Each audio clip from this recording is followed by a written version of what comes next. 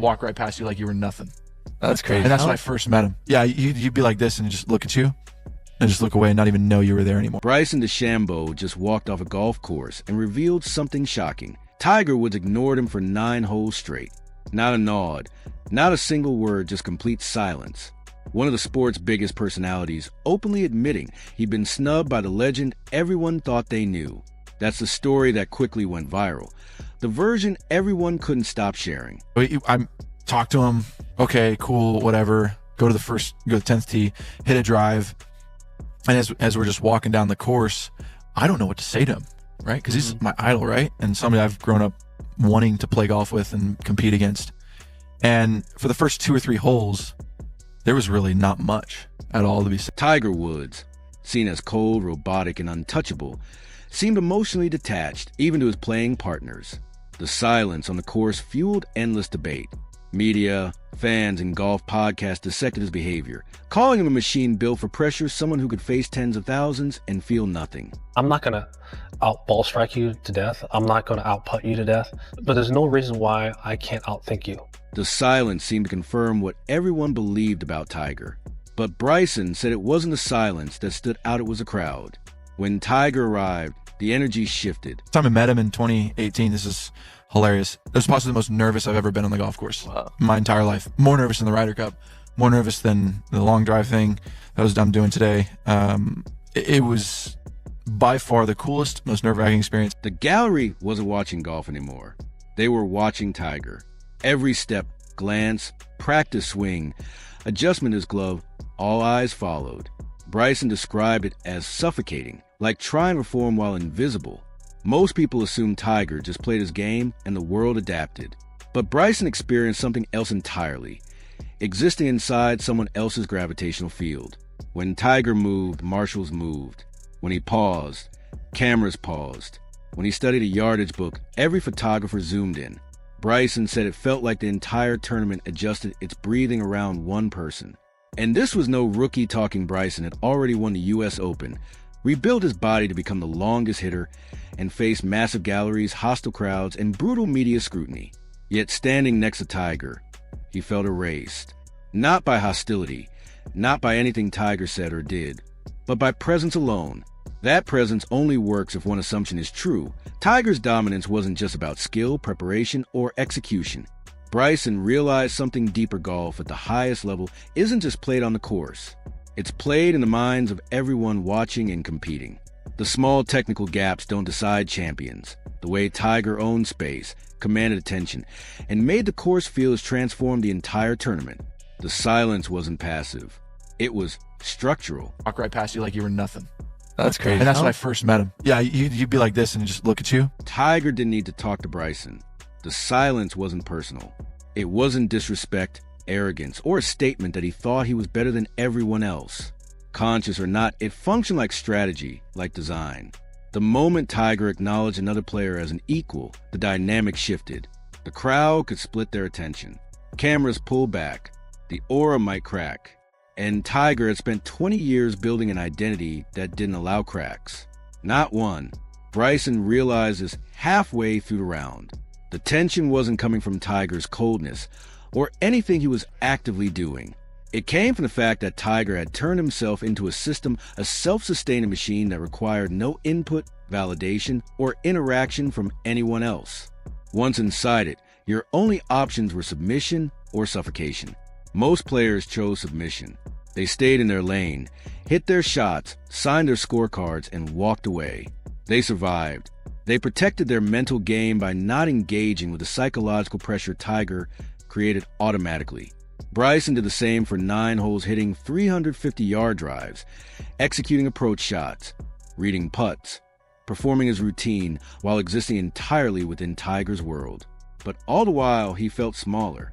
His major championship, his transformation into a power player, all of it seemed irrelevant next to the gravitational force Tiger exerted just by walking 70 yards away. Then Bryson noticed something else. A routine Tiger drive. Nothing extraordinary, just middle of the fairway. The gallery erupted. Roars, screams, pure excitement. Bryson stepped up next. Hit a perfect drive 120 yards past Tiger's ball. Polite clapping, a few scattered cheers. Nothing like the response Tiger got for doing less. Most players would have crumbled under that pressure, outperformed on the course, yet diminished in the eyes of the crowd. Bryson, however, did something different. He stopped resisting. He started feeding off the energy Tiger generated instead of letting it suffocate him. That day at TPC Boston, Bryson shot 63. Tiger shot 68. And then something shifted. Tiger spoke, not directly to Bryson as a greeting, but about a shot. Bryson asked him technical questions about putting, launch angles, green speeds, and putter face rotation. Tiger went deep, revealing obsessive details only someone who had spent decades dissecting every variable would know. The walls came down, not because Tiger became friendly, but because Bryson realized the silence wasn't natural. It was chosen. It was a mode, a deliberate operational setting. The robot myth collapsed. Robots don't nerd out over putting theory. They don't dive into technical rabbit holes mid-tournament. Tiger wasn't detached. He was selectively engaged. He controlled when, where, and with whom he allowed connection. Bryson's story isn't about personality, warmth, or friendship. It's about the cost of maintaining that image. The obsessive control required to dominate not just scoreboards, but mental space, galleries, conversations, physical space, the air itself. Tiger ignored Bryson not out of arrogance or contempt, but because acknowledging competitors meant sharing the stage. And Tiger had built his career on never sharing the stage. Not with Phil, not with Ernie, not with anyone. The media framed it as coldness. Sports psychologists blamed childhood trauma or emotional detachment, but none understood the reality. TigerWoods had become an institutional force, a gravity while pulling everything toward him. And the silence? That was just the sound of the machine running at peak efficiency. Consider the discipline required. To stand next to another elite athlete for 4.5 hours and never engage socially, never give a nod, a greeting, a smile. To treat every tournament round like a military operation, where fraternizing compromises the mission. That's not coldness. That's architecture, design, a conscious decision about how to occupy space and what that occupation does to everyone else. Most players walked away. They played their rounds, accepted that competing against Tiger meant competing against a psychological architecture designed to make them feel small, to shrink accomplishments, to make the gap between competent and legendary feel unbridgeable. Some didn't walk away. They studied it, reverse engineered it. They sought to understand how presence itself could be weaponized. Phil Mickelson became Tiger's opposite, approachable, expressive, emotional, connecting with fans instead of intimidating competitors. Jordan Spieth made vulnerability part of his brand, showing that greatness didn't require inhumanity. Rory McIlroy built accessibility, becoming the voice of the modern player. Each one responded to Tiger by creating a different architecture for dominance. Bryson's experience fits that pattern. By exposing the silence, he exposed the method. Tiger's dominance wasn't magic. It wasn't genetics. It wasn't a gift from the golf gods. It was architecture, intentional, calculated, replicable for those disciplined enough to deploy it consistently for decades. The next generation didn't just study Tiger's swing. They studied how he occupied space, controlled attention, and made competitors feel like visitors in his tournament. This redefined competition. Golf wasn't just about the course, the leaderboard, or the other players.